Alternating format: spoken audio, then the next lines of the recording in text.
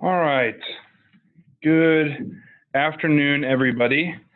I'd like to welcome you to NASPO's first ever Green Purchasing Technical Assistance Fund Roundup webinar.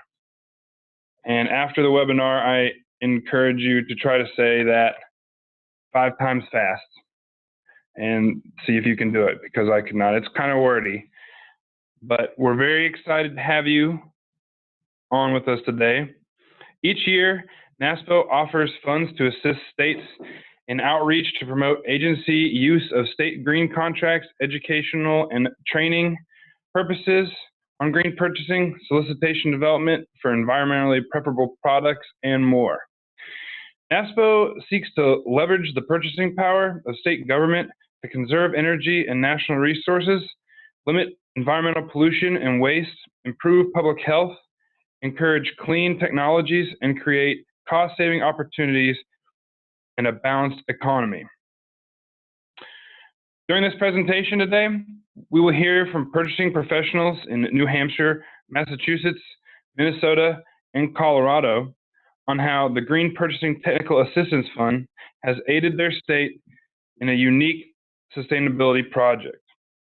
The contents of this presentation can aid those who have no environmental purchasing program to those that have implemented complex sustainable benchmarks. There is a question and answer tab featured at the bottom of this webinar that allows you to type questions in real time during the webinar. If you will, type your question in that tab and we will address it as soon as there is a break in the presentation. So, with all that being said, I would like to give the spotlight to John Chapman. He's a statewide purchasing manager in Colorado. John? Thank you, Kevin. Thanks, everybody. So, hi, I'm John Chapman. I am the statewide purchasing manager for the state of Colorado.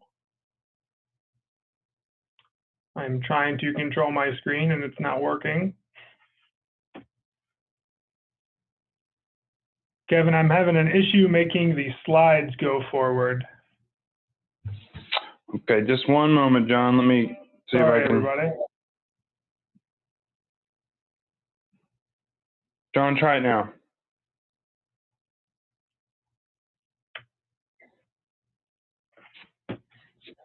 Nope.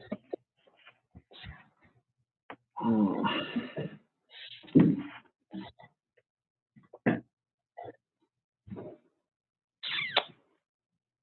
right. Please excuse us, everybody. Okay, give it a shot, John.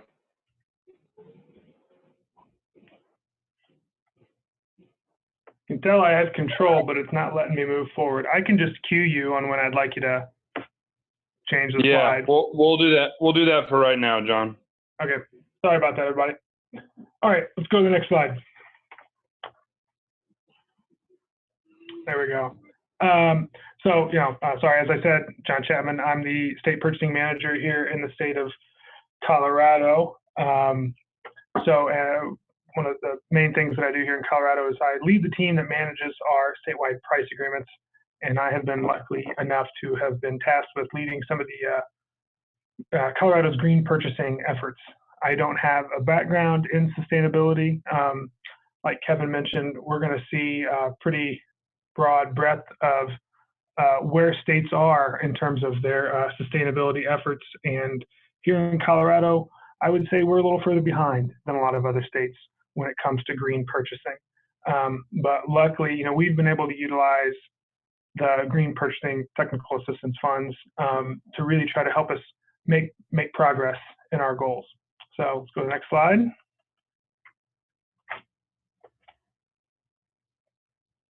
There we go. So we'll talk just a little bit about the Colorado procurement model because that'll help provide some context on the projects that we've been doing. Colorado has kind of a hybrid, decentralized type of model where our office, the State Purchasing and Contracts Office, we set regulations and we set policies and we set up the statewide price agreements. but we don't do any of the buying. All of the individual state agencies, they're the ones who do all of their own procurement. And we have no dedicated staff in our office or any of the other state agencies' offices who are dedicated sustainable procurement professionals. So you'll see we're the ones kind of tasked with some of these, sustainable purchasing policies, but we're not actually doing any of the buying, which is kind of an important note. So let's go to the next slide.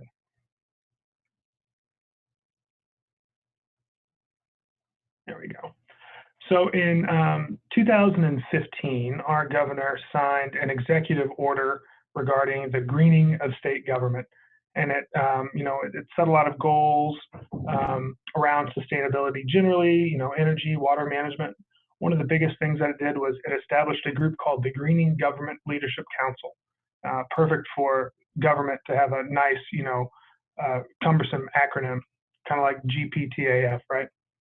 So the Greening Government Leadership Council, it's representatives from across all state agencies, all different job classifications. Again, nobody who's primarily dedicated to sustainability, but all people whose job functions kind of touch in that world.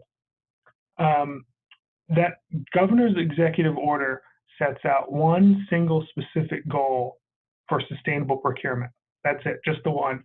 And it focuses on the increased spending of recycled white paper, right?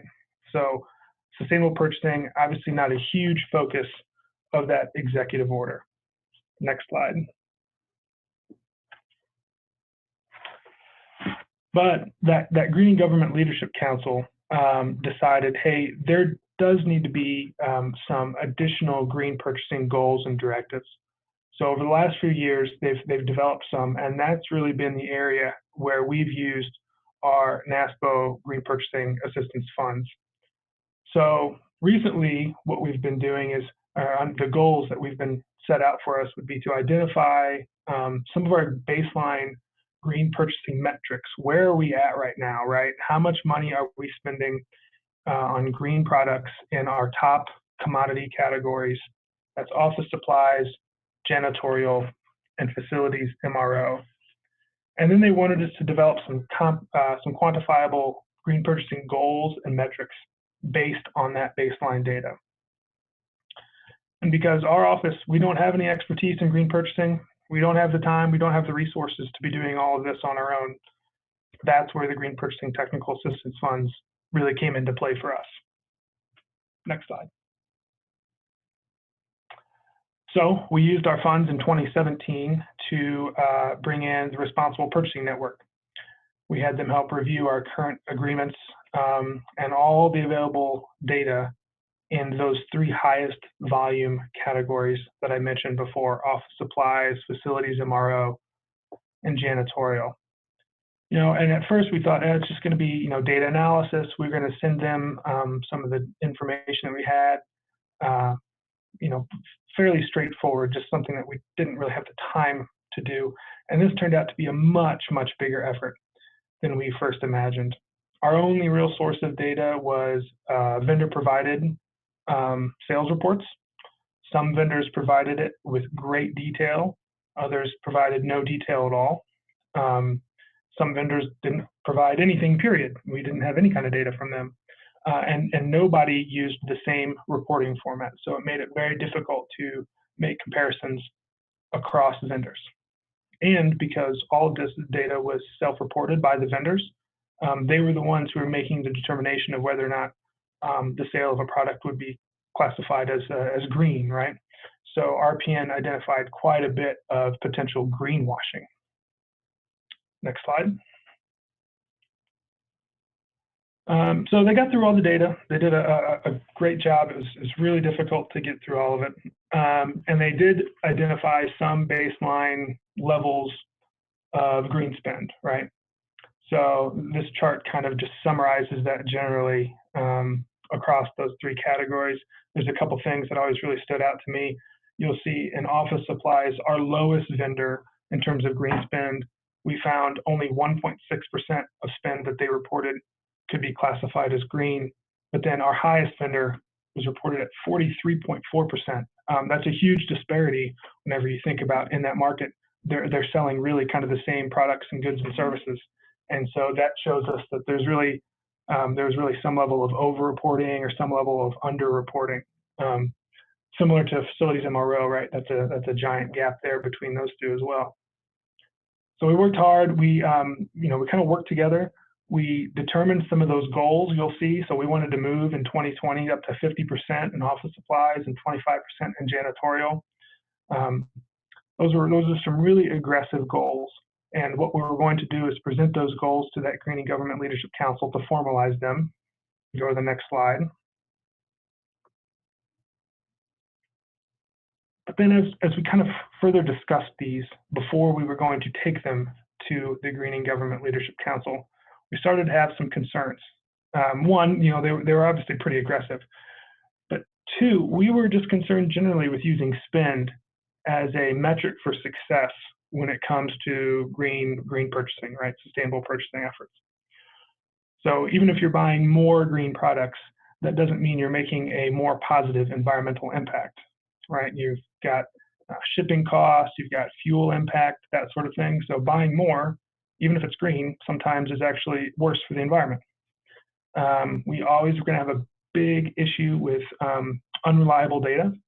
It's going to take a whole lot of effort to try to analyze all that data. We were going to have to do similar, maybe consultant engagements every year to do this spent analysis. And kind of really selfishly, our office doesn't have any control over the actual spend. Remember that hybrid decentralized model that we have in Colorado, where we set policy, but the agencies are the ones actually spending. So we didn't want to impose a goal on ourselves that we couldn't meet. So for 2018, you can go to the next slide, Kevin. We decided to pivot to product availability. That's what we have control over in our office. What do we make available under our state price agreements? So we wanted to pivot to product availability, training and marketing. We wanted to increase the number of green products that we make available under price agreement. We wanted to provide training and on just the different products that are available and the benefits of those green products. I think anybody who is trying to increase levels of sustainability in their state, they always hear, well, this green product, it just doesn't work as well. And we kind of wanted to help dispel some of those myths and increase marketing efforts around the green products that we have available. And we're going to kind of put that effort onto our vendors' hands. So next slide. So in 2018, we brought RPN and again, Responsible Purchasing Network, and hopefully some of you are familiar with the work that they've done. I know other states have engaged with them to a lot of success, just like we have in Colorado. So we brought them in. We had them identify, the green goods that we make available under those price agreements, and then we had them benchmark against other contracts that we could use here in Colorado, including NASPO Value Point. So there's a little plug for the other side of NASPO, Value Point side. This was just as equally big of an effort this year, even though it didn't include the same deep level data analysis of our spend data. Instead, what they were doing is looking a whole lot at what our vendors are providing out there, looking at vendor websites, stuff like that. They helped, again, confirm whether or not vendors were actually being truthful in classifications of a product as green. And they even took an extra step that we didn't really talk about, and they helped kind of rate vendors' websites on their ease of use and customer friendliness, that sort of thing. They also provided us with some great new green specifications that we can include in new contracts, gave us some standardized reporting requirements, including kind of a reporting tool that we are going to be using across all of our vendors in those 3 high spend categories. And they helped kind of develop some training and marketing ideas that we can do as well. Next slide. So just kind of to wrap it up, using the green purchasing funds from NASPO have really, really been a lifesaver for us in Colorado. It doesn't sound like these projects have been, super in-depth or super complex like you might hear from some of the other states, but it's really allowed us to do things that we didn't have the resources or the knowledge to do, right? It has allowed us to meet some of the goals and directives that have been set out for us. And, we all know we don't want to disappoint the governor's office, of course, even if it was an election year this year. And really, ultimately, what it's all done is it's helped us set us up to take kind of our next step when it comes to green purchasing. Again, we're not where some of the other states are at, but we're making progress with the help of these funds. So, thank you. Thank you, John. Really appreciate that. It's interesting to hear of some of the the contractors and other agencies that can help you do that deep dive into the data like you're talking about, maybe for states that don't have those resources, and just the overall very interesting and effective use of the funds. So we really appreciate you, John. So up next we have Julia Wolf. She is the Director of Environmental Purchasing for the Commonwealth of Massachusetts, and the state. And Julia, let me see if I can get you to share. If you accept the control there, you should be able to advance your slides. Let's see here. It looks like it's not going. I did accept. Well, okay, for the sake of time, Julia, we'll just go ahead and do what we did. All right, thank you. So thank you so much, and I really want to thank NASPO for their continued support of sustainable purchasing efforts across the country. I just want to do a shout out really to Kevin for becoming the sustainable purchasing lead at NASPO, and it's very important to have a champion there. So I'm going to talk about a project that actually spanned 2 years of green purchasing technical assistance funds. It's a hot area right now, advancing commercial battery-powered landscape equipment in Massachusetts. Next slide. So I'm going to give a quick background on us.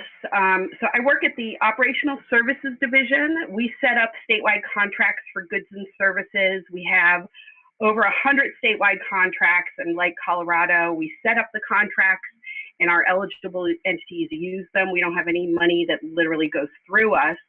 But we have 18 categories of products, and 1.5 billion spend goes through our contracts each year. Executive agencies in the Commonwealth are required to use statewide contracts, and there are many other eligible entities that can use our contracts, including municipalities, public colleges and universities, some nonprofits, and actually we have a number of other states that use different contracts of ours. So we have a very robust EPP program. We've actually had a program and a dedicated director for about 20 years. We also have a statewide Executive Order 515 establishing an environmental purchasing policy that supports all of our efforts, which is really great to have that executive order. Next slide, please. So why electric? There are so many different benefits to converting over to a battery electric type of landscape product.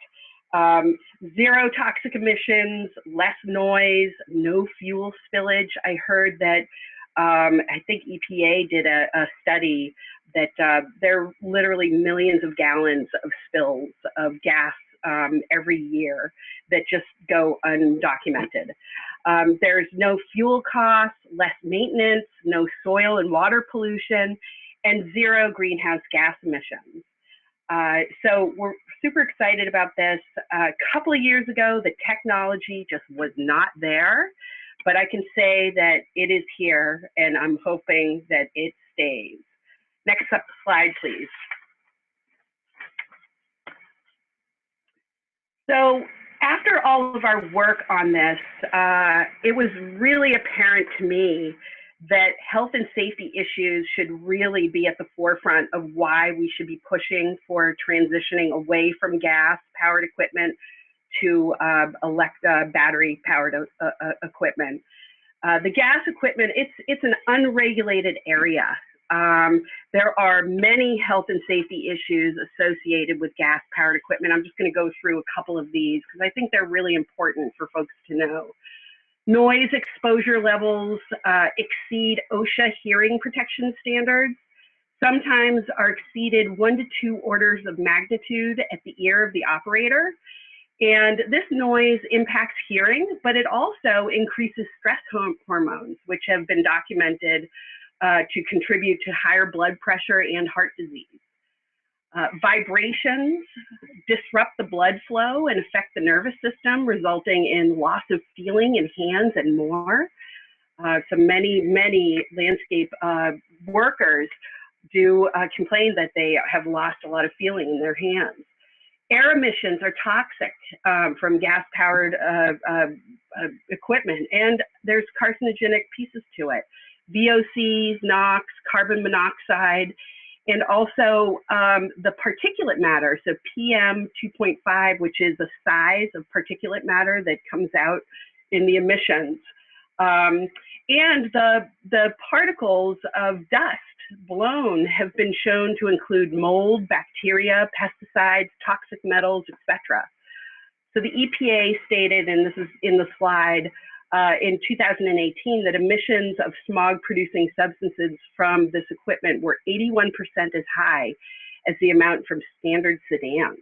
So that's like striking.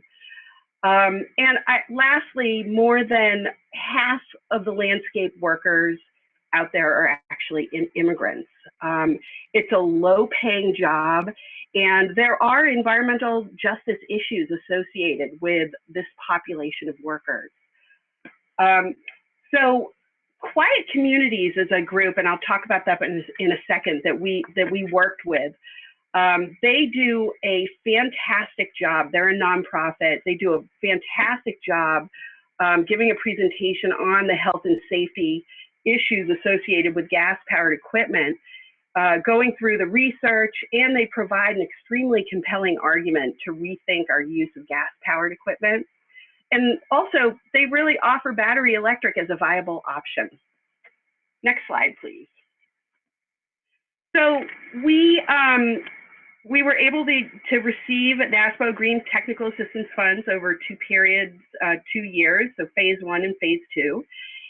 And we contracted with Quiet Communities. They are a national nonprofit, and their mission is to help transition landscape maintenance programs to low noise, zero emission practices. And I worked really closely with Jamie Banks, who is the executive director. She's quite a dynamo, and she really knows her stuff. She works nationally and internationally. She's an environmental and healthcare scientist. She's a PhD. And just in November, she actually presented a paper at the on all of this at the American Health Association in San Diego at their annual meeting, and it was very well received. Next slide. So we got together with Quiet Communities, thought about, okay, what really difference can we make in purchasing with this? And we have a contract, FAC 88, Lawns and Grounds, Equipment, Parts, and Services. It has existing contract specs for landscape equipment, including commercial and non-commercial grade. It's a very large contract. And we realized that we really needed to develop some specifications for commercial grade battery-powered landscape equipment. And the mission was to develop specs that made sure battery-powered equipment was comparable in power to the gas counterparts. And this is really important because that's one of the complaints over the past years with this new equipment, is that it's just not powerful enough. So we wanted to make sure that it's really going to be comparable. So these are really the first in-depth commercial grade specs around for battery powered equipment. There are many other commercial specifications out there, I think, with other states, but I don't know if it goes into as much detail as we have. So next slide. So these are the 3 areas we identified in our criteria, and I'm just going to highlight a few of them on this slide. I'm not going to actually go into detail and everything, and you can view a copy of the specs. It's publicly available in our online procurement system, Combis, and it's going to be made available. You can always contact me. I'm happy to send them to you. But I just wanted to point out a few things that were really important. The first being the warranty. We required a 2-year warranty for equipment and batteries because this is a new technology and we wanted to give buyers some additional added security. Then also with the equipment, we wanted to make sure that it was functionally reliable. We wanted proof that the equipment works in heavy workload settings for at least a year, that it's already been working for at least a year and didn't have problems. The whole area of specifications for batteries, this is a very new area. It's changing quickly. There are many advances in battery technology, and it was important to define what commercial grade meant here. And so I just point you to sort of the charge time and the run time. They're really important to have. And lastly, the services and programs. We included a requirement for vendors to provide education and training. There's lots to learn on planning and operating this equipment, and it's very different than your gas counterparts. And if you have good training and good education, it will lead to a successful program. Next slide, please. So we went back to the existing vendors on our contract and we said, hey, you guys, we have these new specs. Can you provide us equipment that we could put on the contract that meets the specs? And unfortunately, all of the recommendations that the existing vendors provided us did not meet the specifications. But we knew that there were other vendors out there that could. So we reopened the contract and we added a new category for environmentally preferable products. We received 6 bids and awarded 4 vendors, which was super exciting. And right here is the list of the vendors. And I just want to point out that any state can purchase from this contract. We just request that you send a request to purchasing agent at mass.gov and adhere to the requirements of the contract. Next slide. So we also knew that it was important. This is really new equipment in the marketplace, and another thing we did with this grant was to develop a tool to help us understand the costs, which are higher upfront for this type of equipment, but show that over time, due to lower maintenance, chemical and fuel costs, the return on investment often pays off in a few years. So we developed a spreadsheet tool, and the tool has 2 components. It compares multi-year costs of equipment with similar specifications and performance characteristics, but it also compares emissions from electric to gas. Next slide. This is a screenshot of the tool. On the left, you plug in the information on electric equipment, and on the right for gas, the gas counterparts. And then it spits out estimated reductions in annual carbon dioxide emissions, estimates per year cost and cumulative cost, and estimated amortized cost over the warranty period. And this is really important buyer information that buyers need to really take a look and compare these two. The tool has not been reviewed, peer reviewed yet, and we welcome any feedback. And I just want to point out that all calculations are transparent and criteria can be changed depending on what you need. So all of the tabs are open and everything can sort of be changed in this tool. Next slide. So phase 2 consisted of training and technical assistance. We ended up doing 2 unbranded trainings in September. We had over 100 participants, brought together technical experts, buyers, vendors, and explored a lot of the issues that I've already talked about. We gave a lot of facts and resources for informed buying decisions. And really one of the most important things was having these product demonstrations. So all the vendors brought their equipment so that buyers could come and feel and touch and use and really see that this equipment was viable. And right now we're just finishing up a short movie on the trainings that we'll share with those interested and post a link on our website. It's sort of a marketing little movie. I had folks come up to me during the product demonstration and just say, "Oh my gosh, I just can't believe I didn't know that we were so far along." I mean, the equipment is really extraordinary. Next slide. And then the last piece is the technical assistance piece. We were able to provide a number of entities some technical assistance. The town of Lexington, they have actually, after our training, made a commitment to transition to a battery powered town-wide program. So they've actually put it in their budget. So that's very exciting. And the town of Lexington, they're actually exploring becoming a certified green zone through the American Green Zone Alliance, or AGZA. And I just want to give a shout out to this organization who's been on the forefront of developing a third-party equipment certification program.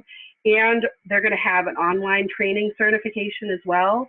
So just to support this third party, I think is super important in this area. We've also been working with the Department of Conservation and Recreation, including Walden Pond. It's going to transition over to a program and potentially becoming a green zone. And we've been meeting with some of the airports and through the Department of Transportation, Mass Aeronautics. They've committed funding also to purchase equipment for 6 of the airports. So it's just beginning to happen. Next slide, please. Our final report, I just finalized it, the draft this morning, and we have to send it up for review, but once it's done, hopefully by next week, I'll be sending it over to NASPO to post. We'll also be posting it on our website. Next slide. And just to sum up, this was a super exciting project, and I'm so excited to keep working on this as well. There are so many environmental, health and safety, and cost reducing benefits. And with advances in battery power, we're seeing major manufacturers committing and getting into this new market. So it's an industry that's really moving fast. So I hope that what we've done will be helpful for others in leveling the playing field and defining what commercial grade really means here. Next slide. So that actually concludes my presentation, and here's contact information if anybody would like to contact me. Thank you. Julia, thank you so much. That was wonderful. Truly one of the more interesting projects that I was ever able to be a part of. I've talked to Julia a couple different times about this project, and it's just something really special that you guys are doing. So, and to mirror what Julia was saying, I also have everyone's contact information after this. If you want to get a hold of somebody, if you have more questions, you can let me know, and I'm happy to pass that information along. So next we have Melissa Peck. She's the Sustainable Procurement Program Coordinator with the state of Minnesota. And Melissa, we'll just keep doing what we're doing because apparently the shared controls aren't working. Sounds good. All right, so what we did with our NASPO Green Purchasing Technical Assistance Funds was to host a workshop to assist our targeted group vendors in being competitive on contracts that we have that have sustainability requirements on them. So if you want to go to the next slide. Great. just for some context, as far as what our program is, we've had a program for a long time. It was mainly environmentally preferable purchasing for a really long time. That started in the late 90s and was focused on recycled content. So that was largely only the environmental component of sustainability. And that was through a partnership between our Department of Administration's Office of State Procurement and the Minnesota Pollution Control Agency, which are two different agencies at our state level. And that program for a long time was pretty unstructured and informal. And the mindset at the time was that these three components, these three interests were all important, but they were mutually exclusive and we'd choose one over another. So that's why we kind of just focused on recycled content, I think. But today it looks much more like the diagram on the right, where it's much more advanced in its structure and ideology. We view it much more holistically, and that's contributed a lot to our program's acceptance and success. The program has also been solidified in executive order goals and policies, and really the development of our program, the way it is in its current form over the past few years, coincided with our connection with the Sustainable Purchasing Leadership Council, which is who we collaborated with on this workshop. So if any of you guys are unfamiliar with them, they're an organization working to increase sustainability in supply chains. We use their guidance in our program, and we use it to develop our purchasing policy. And then we also use it to develop this workshop. So I'll give you a link for that information at the end. But I think we can move on to the next slide. Great. So our program's kind of holistic, sustainability-focused, intertwined philosophy means that we also have to focus on that component of social sustainability, right? So the state of Minnesota's sustainability policies and goals that we have laid out in those executive orders include goals for targeted group spend with businesses that are owned by women, minorities and veterans, people with disabilities, and businesses located in what we call economically disadvantaged areas. So specifically our goals around that are that we want to get an 8% spend with certified targeted vendors and 12% spend with women, minority, economically disadvantaged, or veteran-owned businesses. So next slide.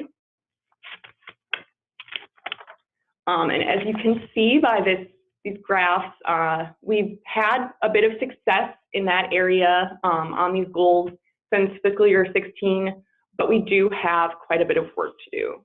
Next slide. And to work towards these goals, you know, increasing that diverse spend that we saw on the last slide, while still trying to require the sustainability components in our contracts, we held this targeted group economically disadvantaged veteran-owned workshop. We shortened that to TGEDVO. I might do that to the rest. That's a mouthful. And there were three general goals of the workshop that we held overall, and that was to level the playing field for all vendors, to provide some practical, useful tips on how to be competitive when bidding on contracts that have sustainability requirements built in, and to really listen and learn from vendor feedback and try to gauge what some of the barriers and challenges might be that they are facing. And again, we just really wanted to try to assist these vendors in maximizing their competitiveness when they're addressing these requirements. So next slide. So what we did was we held a big workshop. It was a full day workshop. One half was a general session and the second half were breakout sessions. The general session was geared to raise awareness with targeted vendors about our sustainability goals and expectations, to orient them to sustainability performance requirements that might be included or that are included, to prepare them to compete on contracts with environmental requirements, and to direct them to existing resources that might be useful. We also talked about some specific common barriers that seem to come up, at least that we perceived as common barriers, and I'll show some slides for that next. As far as the breakout session, that we had two categories for. We did a spend analysis a number of years back in 2013, and we found that, excuse me, IT and Cleaning and janitorial services were pretty high in our impact categories, so those are priorities for us right now. So those are the two categories we focus on for our breakout sessions. And the breakout sessions were facilitated by our staff, by staff from the SPLC as well, and they were intended to identify where these targeted vendors do and do not currently meet existing sustainability requirements and preferences. And really, it was much more of a targeted conversation on what was working well and then what their perceived challenges were. So next slide. All right, so these are the examples that we gave during the general session. Our first perceived common barrier is product specifications and the complexity that can sometimes come with those. So the example we have here is for a cleaner, and we commonly see this in cleaners where there's this incredibly complex, scientifically worded specification. So here we're talking about toxicity, specifically LD50s and LC50s. And if you're not a scientist, this can be kind of intimidating. So we just kind of try to tackle this. And on the next slide, we have some common questions. So if you want to switch to the next slide. So what we thought were some common questions raised about product specifications and potential concerns around that are like, what does this specification even mean? Does my product meet it? What do I do if I need more time to research whether my product or service meets the requirements here? And if I think this specification seems unduly restrictive, how do I provide a suggestion for improvement?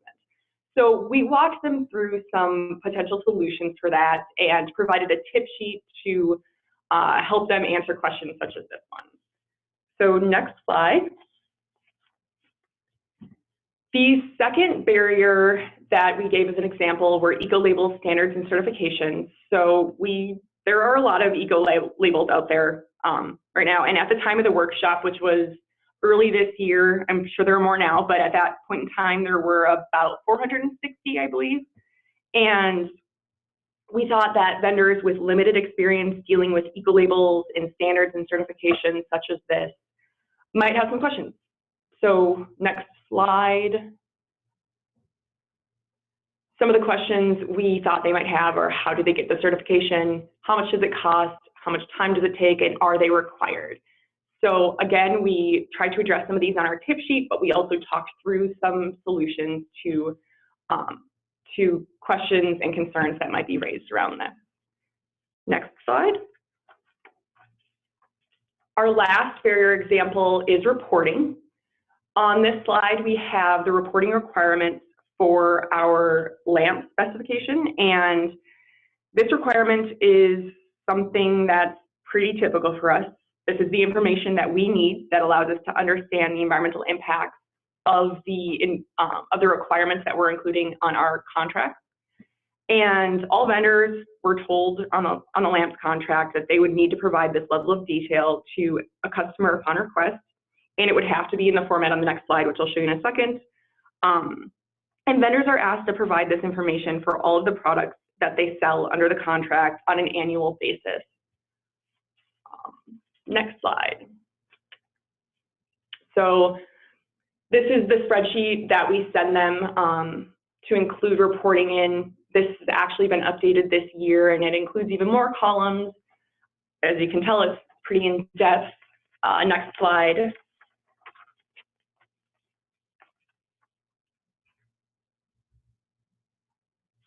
So some of the frequently asked questions on reporting are, what does the state do with this information? What if I don't have all the information requested? And what do I do if I don't have enough time or resources to complete this required reporting? So we tried to address these the best we can, but as a side note, reporting is a bit of a challenge for us as well.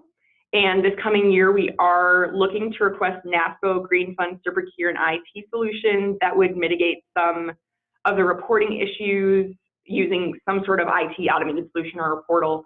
And we're hoping that might lighten the load both for vendors when they're trying to report back to us and us when we're trying to pull that reporting and do some fiscal year reporting for our program. So it looks like we are on the outcomes and benefits slide. So what came of our workshop?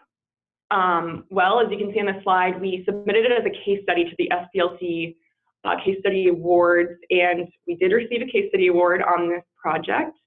Nearly 100 people registered for the event, about 62 ultimately attended. The workshop evaluations and follow-up emails and then conversations with attendees all indicated that the workshop was pretty well received for the most part. Not for the most part, it really actually was extremely well received. So with that said, overall, our outcomes were kind of hard to measure. The workshop was really intended to be practical. So if what we were focusing on had any kind of take with the vendors, the outcome would be increased participation in the bidding process and increased competition. So these are both really beneficial to end users, and it would also eliminate mistakes and confusion. And while we don't have affirmative proof that these goals were achieved, we again think that if the information and guidance we provided were taken in, we should be receiving the outcomes that we were looking for. But anecdotally, the first immediate benefit that we derived occurred before the workshop even happened.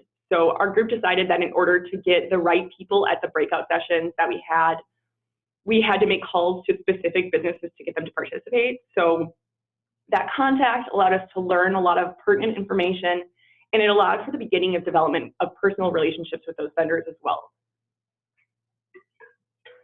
We were also able to gather feedback from the vendors, having those one-on-one conversations, so that was great. And additionally, another benefit that we got through this workshop that was kind of tangential was that our team developed new partnerships with other state agencies that are working on similar things. So the Office of Equity and Procurement and our procurement team assistance group. And those relationships are going to allow us to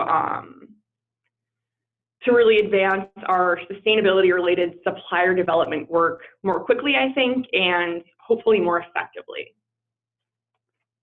So next question, or next slide, excuse me. As I mentioned, the post-workshop reaction and feedback forms were overwhelmingly positive. As you'll see on this slide, I put some of the quotes on here, and really the narrative was that vendors felt heard, they felt engaged, and they felt that it was informative. So that was really what we were trying to get at. We also received some follow-up emails and conversations that indicated a major takeaway for attendees was that the state really seemed committed to supporting these vendors, which is really, really great as well. Next slide. As far as next steps, I mentioned that our building of relationships with the Office of Equity and Procurement was one of the benefits of the workshop. So we're working together with them to generate some ideas for future sustainability-related supplier development activities, and some of these are already in process. Next slide. I also mentioned SPLC earlier in the presentation. So if you are interested in doing a supplier development workshop such as this, we used the Sustainable Supplier Development Workshop Toolkit that is provided by SPLC, and using the link at the bottom of this page, you'll be taken to the web page that you see on this slide, and you can request it. The toolkit is available to non-members currently, but if you're interested in membership, you can also find out more about that on their webpage. Next slide. With that, we found the workshop to be incredibly helpful and informative. We got some really great feedback, and we think that it really gave us an opportunity to connect with some of our targeted vendors and provide them with the information that we really want them to have. So we want to thank NASPO for the opportunity to do this workshop in the first place with the green purchasing funds. Yeah, so it doesn't look like there are any questions, so I'll leave it at that. Thank you very much, Melissa. That was excellent. And SPLC truly does have some great resources. I encourage you to go check them out online as well. And it seems like you got some really good feedback from that training. So again, great work. Thank you very much. Last but certainly not least, we have Amy Farnham and she is with the state of New Hampshire. She's a program specialist. And Amy, I will hand it over to you. Thanks, Kevin, and nice to meet everybody virtually. So my program is entitled R4. That's kind of a new branding that refers to reducing, reusing, recycling, and reclaiming through green purchasing, hence the R4. And there'll be a little graphic and a couple slides here for that. But my program's embedded in the Administrative Services Department of the state of New Hampshire. And then I actually fall under the Division of Procurement and Support Services. So all the programs work very closely with the purchasing department. And I would just like to restate the appreciation that everybody shared for NASPO and their support of EPP. So our use of the funds was for a pilot of baling, and we focused on cardboard and office paper. There'll be more information about that on further slides as well. But basically, I have a dedicated recycling fund that is a revenue model. So my costs must be less than my revenue, and my goal is to create revenue opportunities. However, since our law, which will be on the next slide, was enacted in 2008, we have focused on expenses in the form of single stream recycling collection. So the idea of this pilot was to see what was involved in implementing baling. And I have a note down the bottom that our startup costs were very strongly supported by the Green Fund. Next slide. And some words up front that there's a lot of wordy slides. It's supplemental information to review the slide deck later. So I've just given a link here to the law in question, and it does explicitly refer to those sort of R4s. Next slide. So this is an overview of the project as a whole, restating where I sit in the state government and what the project is. The highlighted words there are actually what's going to have more detail in future slides, what the focus will be. But the important one is going to be how the pilot unfolded, but also the why. So here in New England, it's not actually mentioned here, but another environmentally minded thought is that we have landfill capacity issues in New England. So we want to make sure that we are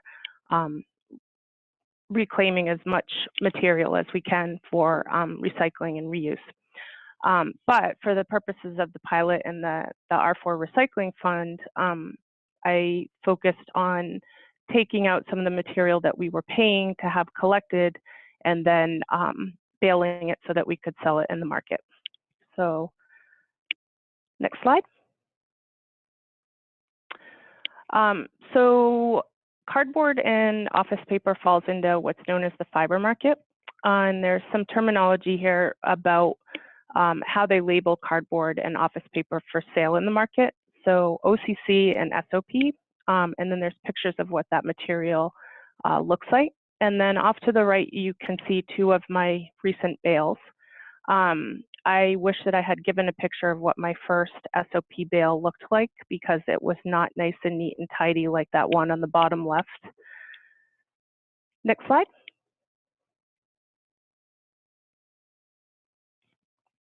So here's the where. We're talking about a radius or a straight path almost of about 2 miles. So there's 2 sites in question, and collectively they have about 15 buildings of office material.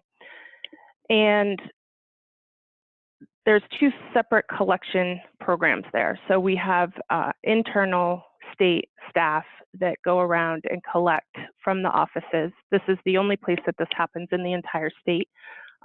Everybody else just walks out to the dumpster outside and sends the single stream. But these 2 have more hands-on, so this is why these were targeted. They also have a significant volume of material. So instead of the drivers, collectors going to the single stream container, we just sent them to our state surplus, which is called White Farm, down in the bottom left there. Next slide. Next slide. So a little bit of background. The recycling industry is in an upheaval right now, if folks have not heard. This is just an overview of single stream if you're not familiar with the system, and there's a link there to where this definition came from. But basically everything goes into one container. And at the curbside, it's not as significant for contamination because A, you can see into the smaller containers, and B, there's a tendency to sort a little bit better. But at the state level, for entire agency buildings or entire division buildings, whatever the case may be, we're talking about large roll-off dumpsters of between 2 and 10 yards. Most of ours are actually between 8 and 10 yards. So the opportunity for contamination increases significantly. And that is important to this baling pilot because of the need to help clean up this market-driven industry. Next slide. So getting at the idea of contamination and putting things into the dumpsters that don't belong there is this concept of wish cycling. And again, this is a supplemental slide, so you can go and read more if you want. And also a shout out to the great work that Massachusetts DEP did in creating a search tool for folks to look through what is trash and what is recycling. And that can be used in general across New England because we have the same vendors for the most part, the same recycling systems and whatnot. So I actually share this with my stakeholders. So thank you to Massachusetts for that. But what happens is that materials go into those big agency dumpsters that should not be in there. And that influences our contracting and also relevant to this pilot, my sorting of material at White Farm. There's an image there of packaged newspapers. So mixed material is not recycling. If something that can be recycled, like a newspaper or magazine, is in shrink wrap or other material that's not of the same nature, it's not recycling, it's trash unless you separate them. And so there's this issue of folks not knowing what is trash and what's recycling. And by doing this pilot, I was actually able to dive into the material that's going into these test sites and to extrapolate what might be happening across the rest of the state for outreach and education purposes. Next slide.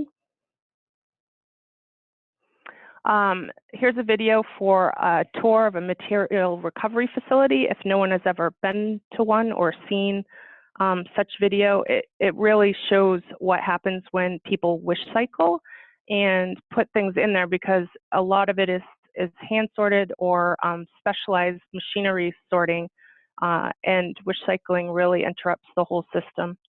Next slide. All right, so on to the nitty-gritty of the project. So step one was a feasibility study to find out even if I could get permission, approval from leadership to undergo this idea.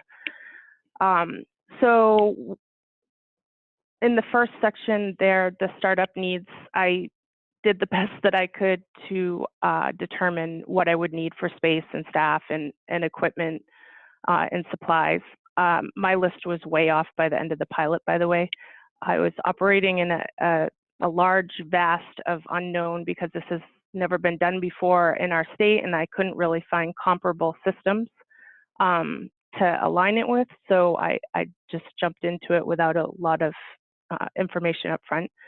And also the same for the material flow and also the market value. Those highlighted aspects, I did have information I could draw from. I used the EPA's conversion chart for recyclables to calculate the estimated material flow based upon observations I did going out to the test sites and tracking the frequency of collection of the containers. And then from that, I did a cost-benefit analysis and a return on investment for leadership. And that actually gained approval with the search for funding and how we were going to fund the project, and hence the technical assistance funds from NASPO Green that that I was able to fund almost 50% of startup with the grant. So it was a go. However, the staff aspect of it was me, because I was the one that needed to collect the data that would be needed to go forward. And I virtually did not have any insight into how long it would take to sort and make a bale, because it's so dependent upon what the material is coming in. And I didn't know what that mixed stream of paper and cardboard would be like.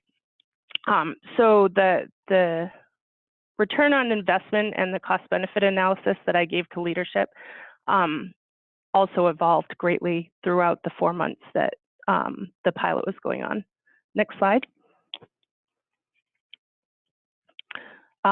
There's quite a few numbers here, but basically this just represents my process for trying to calculate the volume of material that we would be looking at. And then this is the synthesis of 2 years worth of market data for the pricing of OCC and SOP that you're looking at on the right-hand side. And to reiterate again, it was very difficult to estimate this with any security that it would be accurate.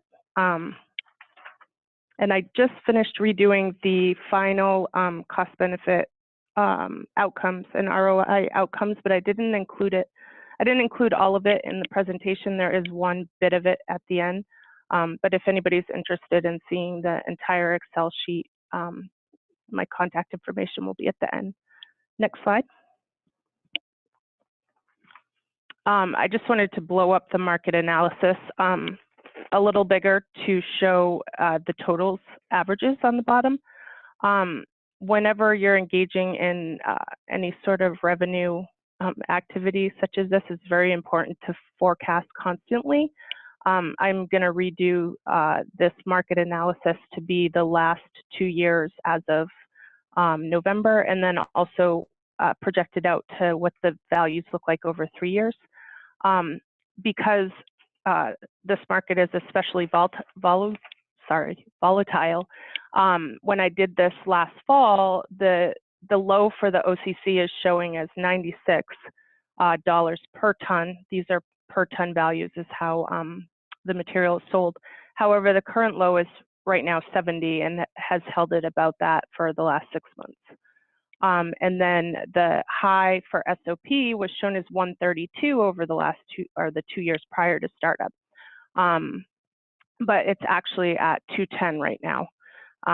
So you can see there's a lot of variability in the pricing of the material of the bales. Next slide.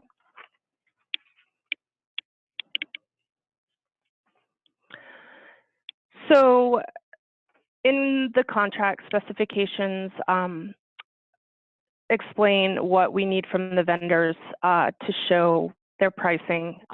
So the bottom image there is the November pricing from our vendor. They send us this each month at the start of the month as part of the specifications for the contract.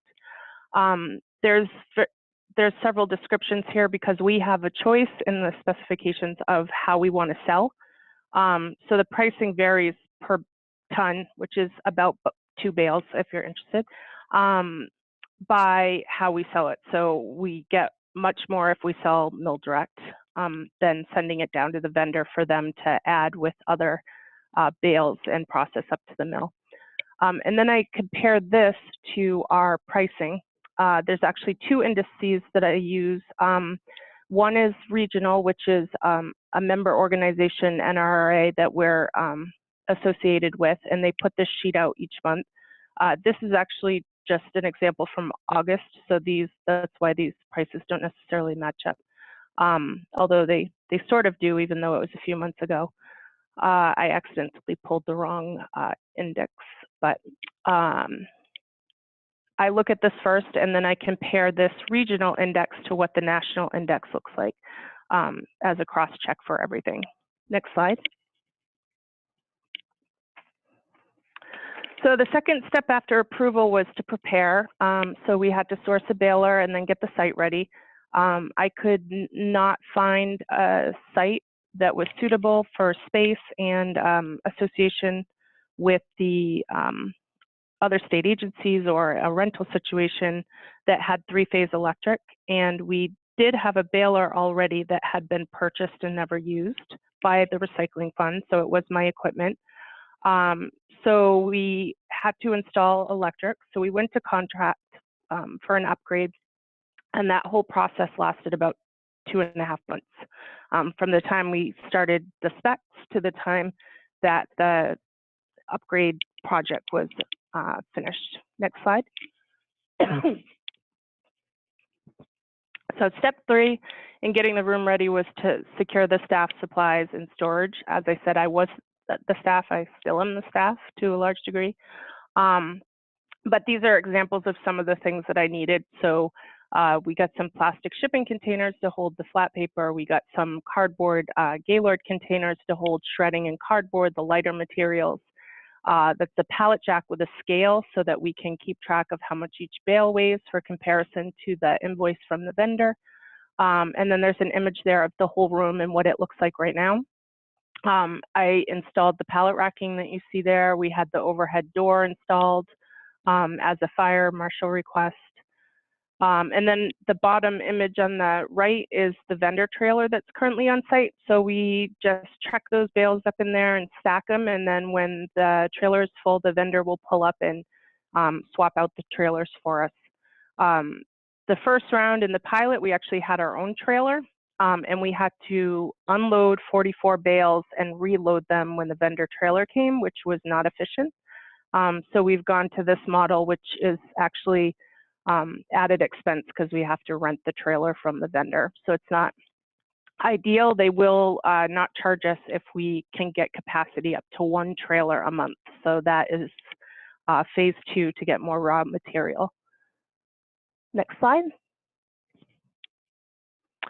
And step 4, implementation. There's a set of questions here that I had to ask myself. And as it says down below, and I've said a couple times now, it was evolution.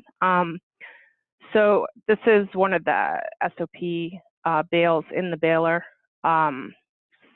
So I didn't know how much cardboard versus SOP we would have, but we only had 1 baler, so we can only put 1 type of material in there at a time, so that influences the flow of the product and what we have to store and stockpile in relation to producing. So these are some considerations to be had in thinking through such a pilot. Next step, next slide. This is a video, but I don't know if it's going to play. I'm going to say it. Oh, there we go. So here's a bale being ejected, if anybody wants to see what that process is like. It's going way slower than it actually happens in real life. Next slide. And the purpose of me doing the baling myself, other than the fact that staff wasn't part of the CBA, is so that I could collect data of all those unknowns that I didn't have. So I had dry erase boards up that I would take a photo of every day in case it got smudged. But on the bottom left is the full image of them on the side of the baler, and then on the right are the two individual. So I'm keeping track of each material. I'm noting the date, the weight, the number of bale out, and then we have a labeling system where we actually write on the bale itself. And then on the top right is the number of containers that I'm getting per day. And this is kind of complex and beyond this presentation, but I have 2 different types of material and 3 different types at the same time because the SOP comes in shredding and it also comes in flat paper. So I have to keep track of the different type of bins so that I know how much material we have on hand to make each bale. Next slide.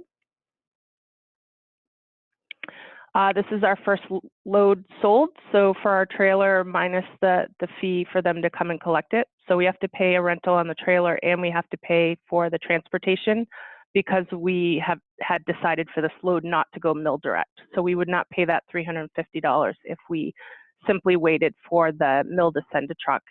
But we take on a lot of risk by doing that because if there's any contamination in the load, they'll turn the trailer back and then you take that risk, whereas the vendor is taking this risk for us in sending it directly to them. So you can see that the first load was almost 40,000 pounds and we had 44 bales, and the SOP was greater than the OCC, which is our trend.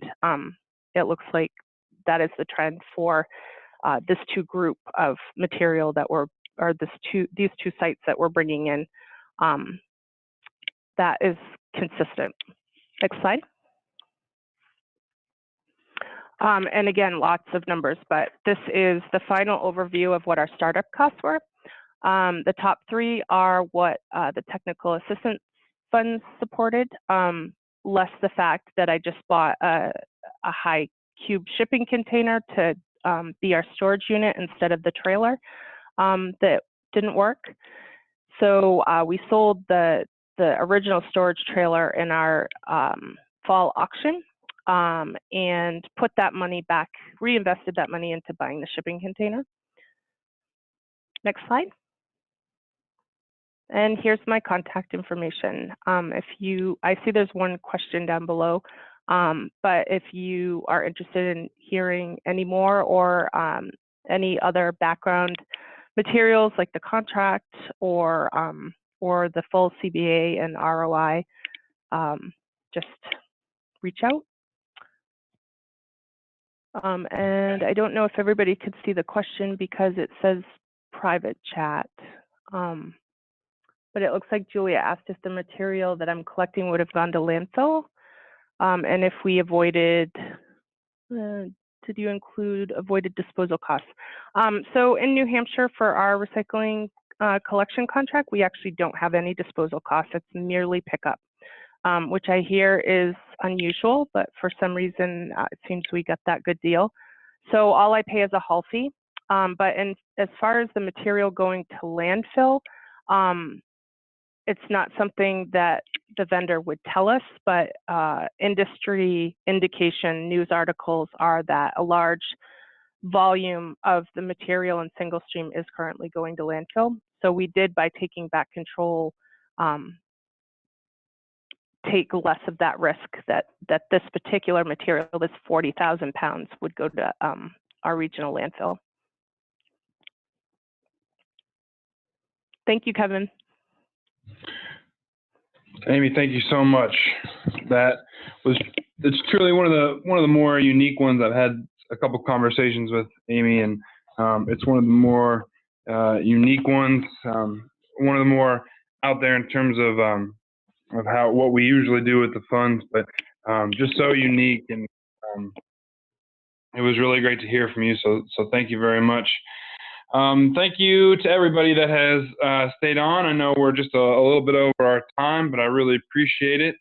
I wanted to quickly thank all of our panelists today for presenting, and of course I want to thank all the states who submitted applications and utilized the funds this year. I really want to thank you guys, the attendees, for joining us today, and your continued efforts in learning about sustainability and practicing some of these different outlets that we have. They're really unique. I am recording this webinar, so it's going to be available on the NASPO network as well as on YouTube within 24 hours of this. I also would encourage you to take a look on our website. That's naspo.org.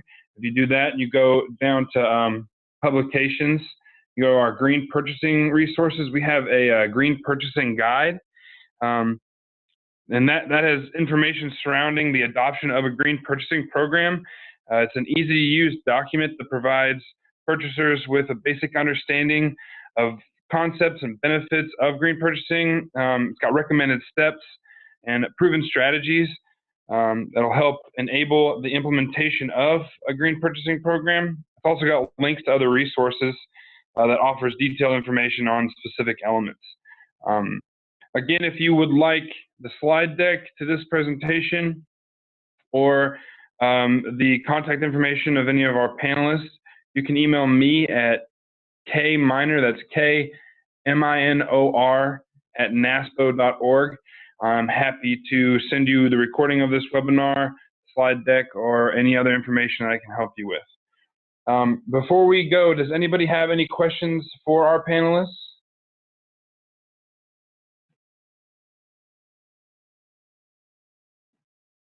Okay, seeing none, I'll go ahead and wrap this up. And again, I just want to thank everybody for joining us today.